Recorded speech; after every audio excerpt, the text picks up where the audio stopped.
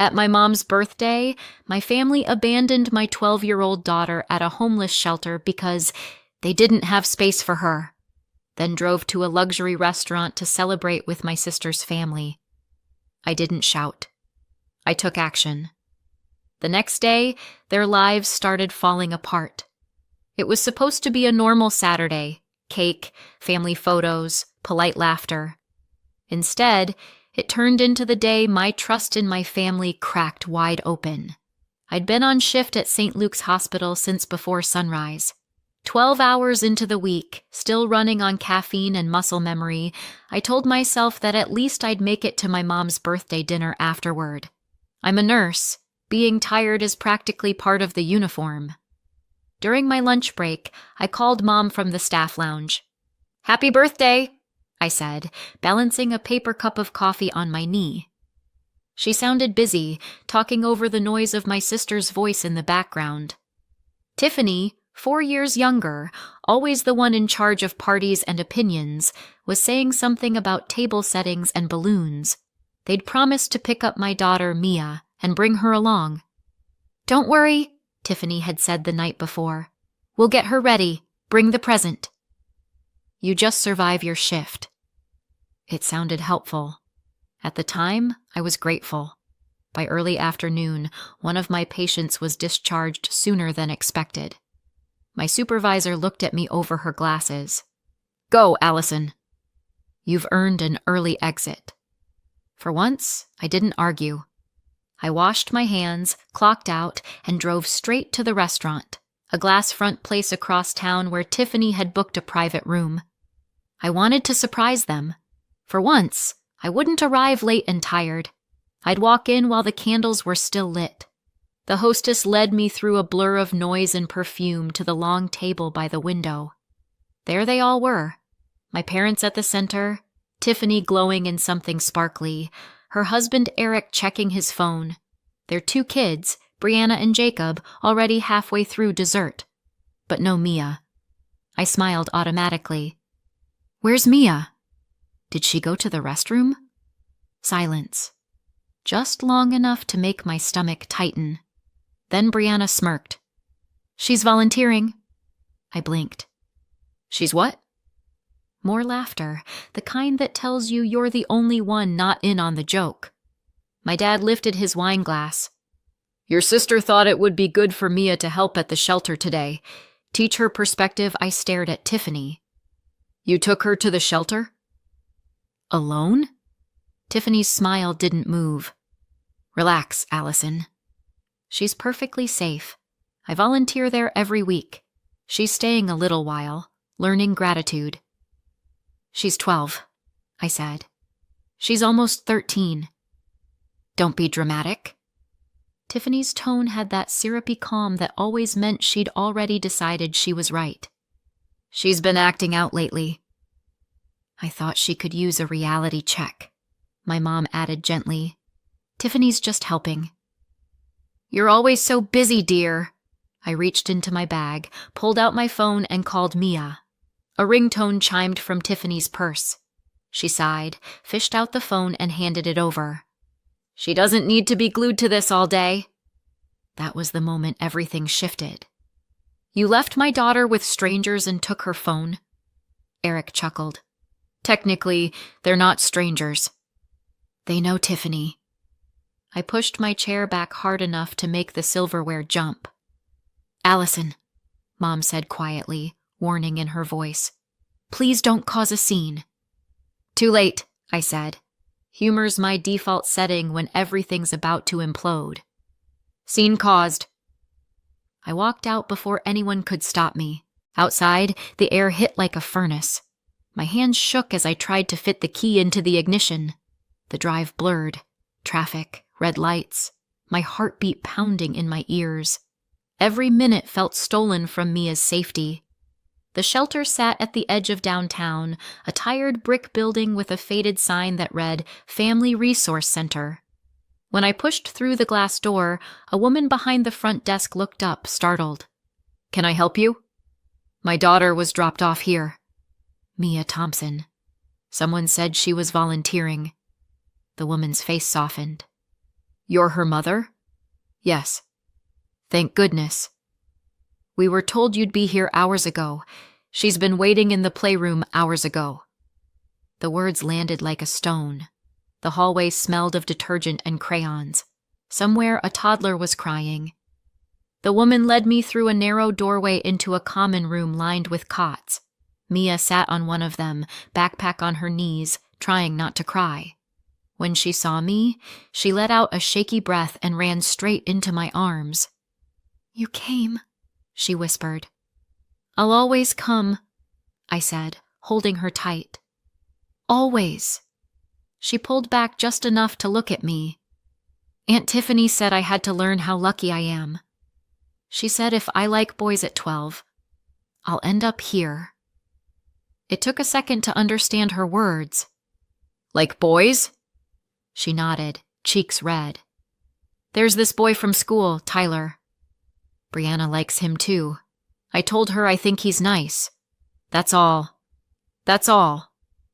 I swallowed the anger rising like heat in my throat. You did nothing wrong. She bit her lip. I was scared. I didn't know if you knew I took her hand. I know now. The staff woman gave a polite nod, clearly relieved the reunion was happening. I thanked her, signed a form I barely read, and led Mia outside. The evening sky was the color of smoke. She climbed into the car without a word, still gripping my hand. Halfway home, she whispered, Mom, did I do something bad? I kept my eyes on the road. No, you were honest. Some people just don't handle honesty well. She nodded, staring out the window. I wanted to promise her everything would be fine, that families don't do this to each other. But the words stuck, because now I knew they did. When we reached home, she went straight to her room. I stood in the hallway, still holding her phone, the one Tiffany had confiscated, and stared at the black screen. My reflection looked unfamiliar. Tired, yes, but also something else. Certain. I didn't shout. I didn't even cry. I just knew what came next. Something shifted in me that night, and nothing would ever be the same again. Sleep never came that night. Every time I closed my eyes, I saw Mia sitting on that narrow cot, her backpack on her knees, waiting for someone who should have never left her there in the first place. By 2 a.m., I gave up pretending. I made tea I didn't drink and sat in the dark, watching the window fill with the first gray of morning. You tell yourself moments like that are one-offs. Family loses its mind for a day, things get said, and you patch it up because that's what families do. Except I'd been patching things for decades. It didn't come out of nowhere. It never does. Tiffany was born when I was 4. I remember the hospital hallway and the pink blanket everyone cooed over. The attention shifted instantly, spotlight to nightlight. Even as kids, she glowed and I organized. I kept track of her homework, her toys, her stories. She was the performer. I was the stagehand. Mom used to say, Allison, you're so reliable. It sounded like a compliment until I realized reliable meant invisible. Tiffany grew into a storm of charm, singing, laughing, convincing anyone of anything. She could spill juice on the carpet and somehow make it my fault for handing her the wrong cup. She had a talent, chaos with perfect timing. I went the opposite way. College, nursing school, the predictable life. While she chased every passing idea, art school, travel blogging, a wellness brand that lasted 2 months, I was changing bandages and saving for retirement. Different planets, same parents orbiting one son, Tiffany. When our grandmother died, the will surprised everyone. She skipped our parents entirely and left the family house, the one we grew up in, to us, half each. No one said it out loud, but I knew why. Grandma had seen the pattern long before I did. At first, it didn't change anything. Tiffany stayed right there with Mom and Dad in the only house she'd ever known. Later, when she married Eric, he moved in too. I was the one who left, found a small apartment closer to the hospital, and built a life that didn't echo with their noise. They still called it our family home. I called it the house I paid for without living in. Her wedding was the kind of event you see in lifestyle magazines: lace, fireworks, live band, the works. I remember watching her glide down the aisle, all sparkle and spotlight, everyone toasting Tiffany's beautiful new beginning. Mia wasn't born yet. I was still years away from motherhood. Back then I thought maybe the imbalance would fade once we were adults. Spoiler, it didn't. Eric was nice enough at first, charming, corporate, well-dressed. The kind of man who treats waiters like props. They had Brianna, then Jacob, and the spotlight simply grew. By the time Mia arrived, the next generation was already rehearsing the same script. Brianna's dance recitals were national emergencies. Mia's A-plus report card barely earned a "that's nice, dear." You'd think I'd be used to it, but there's something about watching your child learn she's second place that makes the old wounds ache fresh. I swallowed it. I always did. The money started small. "Just until Friday," Tiffany would say, batting lashes that should have come with a warning label. 100 here, 500 there. Startups, late fees, a photography course she needed to build her brand. Every time I helped. I told myself it was temporary, that someday she'd grow up. Spoiler, she didn't. Mom always smoothed it over. "You've always been good with money, Allison." She's trying translation. Keep paying. It keeps her happy. The amounts grew. When one of her ventures flopped spectacularly, some beauty subscription box that cost more to ship than it made, she called crying about debts. I wired $3,000 before I even asked the total. I stopped counting after a while, but the receipts didn't. They lived in a folder in my desk, little ghosts with numbers on them. Then came the $20,000 call. She wanted to launch an online series about empowering women to live authentically. I asked how empowering debt collectors felt about that. She didn't laugh. That was the day I drew the line. "If I help again," I told her, "it has to be official." "I'm not your bank. We'll make it a loan, and your half of the house secures it." She hesitated, but desperation makes people agreeable. We signed papers at my kitchen table. I had them notarized the next day. She promised to repay within a year. I kept the file locked away and told no one. Not even Mom. Especially not Mom. Years passed. Nothing changed. Tiffany kept reinventing failure as creative evolution. Every new idea came with a fresh apology and another empty promise. The house grew louder, her kids, my parents, the constant whirl of her projects, but somehow it never echoed with gratitude. I visited less. Whenever I did, Mom would gush about Tiffany's latest business. Eric would offer wine, thin-lipped and polite, as if I were an employee being tolerated at a company party. Even Mia noticed. "They don't like us much, do they?" she'd whispered once in the car. I told her families were complicated. She said, "That's just a fancy word for unfair." Smart kid. By the time of Mom's birthday, Tiffany still hadn't repaid a cent. The interest alone could have bought me a vacation I'd never take. But I hadn't pushed. I told myself peace was worth more than principle. I was wrong. Now, sitting in the dark beside my sleeping daughter, that lie finally stopped working. Every scene replayed. The laughter at the restaurant, Tiffany's smirk, the empty seat where Mia should have been. They didn't just leave her behind. They agreed to it. They turned a family celebration into her punishment, her humiliation, on the same day they toasted my mother's life. And maybe they thought I'd forgive them, the way I always had. They underestimated the quiet ones. We don't explode. We calculate. I got up, went to my desk, and opened the old folder.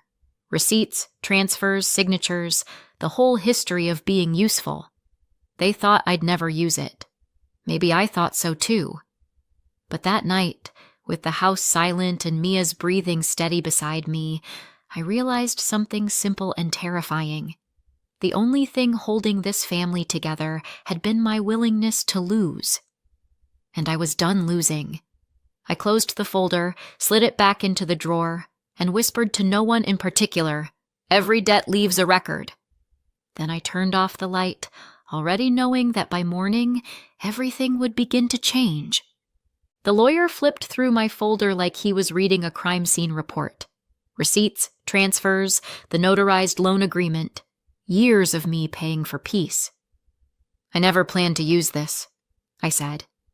"It was supposed to be symbolic." He adjusted his glasses. "It's enforceable."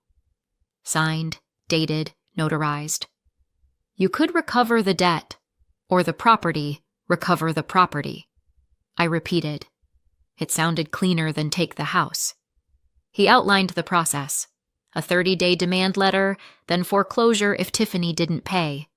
When he asked if I wanted to proceed, I signed. My hand didn't shake. That scared me more than anything. The letter arrived the next day, official and heavy. I read it twice, folded it, and left it on the counter beside the kettle. For a minute, I considered tearing it up. Then I remembered Mia's voice. Did I do something bad? Click. Gone into the mailbox. Tiffany called 2 days later, screaming. "Are you out of your mind?" "You're suing me?" "Not yet," I said. "The letter gives you 30 days. Mom's voice came faintly behind her. "You're overreacting." Dad added, "We're a family, Allison." Tiffany pushed louder. "This is about what happened with Mia, isn't it?" "You're punishing us. I'm holding you accountable." "She's 12. We were teaching her consequences, showing her what happens when girls her age start with boys. "She's a child, Tiffany." Not a cautionary tale. She went quiet, then hissed, "You'll regret this." "Maybe," I said, and hung up. Afterward, I sat at my desk, staring at the phone until silence felt like oxygen. Old photos spread across the table. Mia in her school uniform, Tiffany at her wedding, our parents smiling on that same porch. I reopened the folder. Numbers, signatures, a timeline of exploitation. I whispered, "I'm not stealing anything. I'm collecting receipts." Sleep avoided me again. Around midnight, Mia padded into the living room, blanket trailing behind her. "Couldn't sleep?" I asked. She shook her head, climbed beside me, and started scrolling her phone. Then she froze. "Mom? Look." On the screen was a photo from the birthday party. Brianna, my sister's daughter, just a few months older than Mia, grinning beside that same 13-year-old boy, Tyler. Matching bracelets, heart emoji. Caption, "Best birthday ever." My stomach turned. "When was this posted?" "Yesterday." So that was it. Not morals, not protection, just jealousy wearing a halo. Tiffany hadn't been teaching Mia a lesson.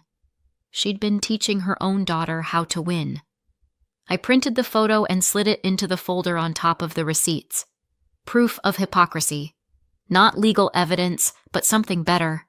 Clarity. In the morning, I called the lawyer. "Send the follow-up," I said. "We proceed." He didn't ask why. Maybe he heard the steadiness in my voice, the kind that replaces fear when anger finally burns out.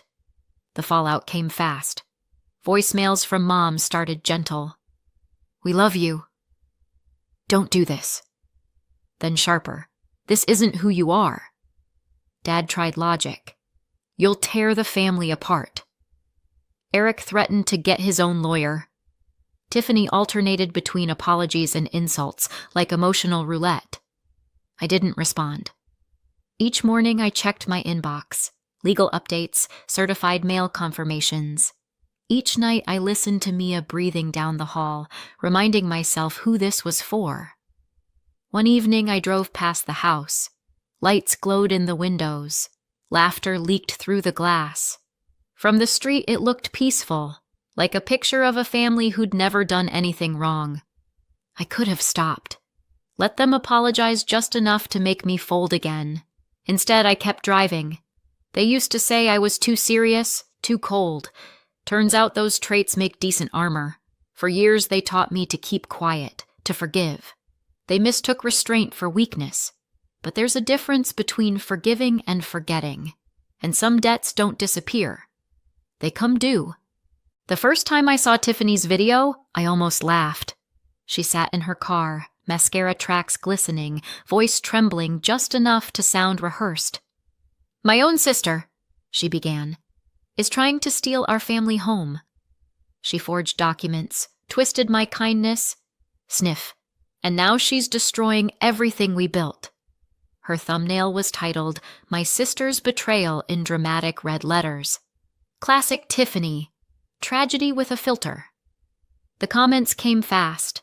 Family friends, old coworkers, strangers with opinions. I read them all, mostly out of morbid curiosity. Half said she was brave for speaking her truth. The other half asked for my side of the story. I didn't answer. Instead, I called my lawyer. "Can this affect the case?" "Not unless the judge is subscribed to her channel," he said. That made me laugh for real. Short, sharp, humor as blood pressure medicine. The next day, she doubled down with another video. Tearful, more dramatic, maybe even better lighting. Then Mom posted a Facebook status. "Family is forever, no matter what some people think." Dad shared it with a thumbs up. Subtlety was never our family's strength. Mia saw it first. "Do you want me to report it?" I could click the report video button, she asked, thumb hovering. "No," I said. "Let them talk." It's cheaper than therapy, but something in me wanted the truth on record, not shouted but logged. So I wrote a post. 3 sentences. No hashtags. Since this was made public, my 12-year-old daughter was left at a shelter by her own family. I have every record, every transfer, every signature. Truth doesn't need theatrics.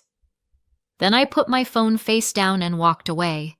By the next morning, the comment section was a battlefield. Half of them had turned.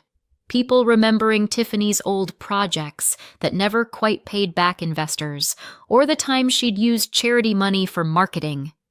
Screenshots surfaced, stories spread, and suddenly my silence looked like strength. It wasn't. It was exhaustion in better packaging. 3 nights later, the doorbell rang. Mia was upstairs reading. Rain hammered the porch. When I opened the door, Tiffany stood there with our parents behind her like bad backup dancers. Her hair was flat, her confidence flatter. "We need to talk," she said. I stepped aside but didn't say come in. They shuffled into the living room, dripping rain onto my rug. Mom clutched her purse like a lifeline. Dad hovered by the window. Tiffany looked around, taking in my furniture like she couldn't believe she was on the wrong side of ownership for once. "I just spoke to a lawyer," she said. "He said you could actually take the house." "Could," I said. "Will." "Allison, please," Mom started, voice trembling. "We understand. You're angry, but this has gone far enough." "Has it?" Dad tried the reasonable tone. "We all made mistakes." I laughed. "Yes, some of us made the kind you can serve with legal paperwork." Tiffany bristled. "It was a lesson. That's all." "You're blowing it out of proportion. You left a 12-year-old in a homeless shelter." "She wasn't alone." "She was terrified," I snapped, louder than I meant to. Then I lowered my voice. "You didn't teach her a lesson. You showed her who you are." They stared at me, silent for once. Then Mom started crying. Tiffany looked away, jaw tight. "You got your point across," Dad said finally. "You don't need to ruin us." "I'm not ruining anyone," I said. "I'm collecting what I already paid for." No one spoke after that. The sound of the rain filled the silence like applause that no one wanted to hear. They left a few minutes later, murmuring about getting their own lawyer. When the door closed, I stood there for a long time, just listening to the rain. Mia appeared on the stairs. Was that them? Yeah. Did they apologize? Not really. She nodded like she expected that answer. Can we order pizza? Perfect timing, I said. 3 months later, the courtroom smelled like air conditioning and nerves. Tiffany sat across the aisle, arms crossed, makeup flawless again, her new performance outfit. Mom avoided eye contact. Dad looked 10 years older. Eric wasn't there. Apparently, even he had limits. My lawyer spoke first, calm and precise.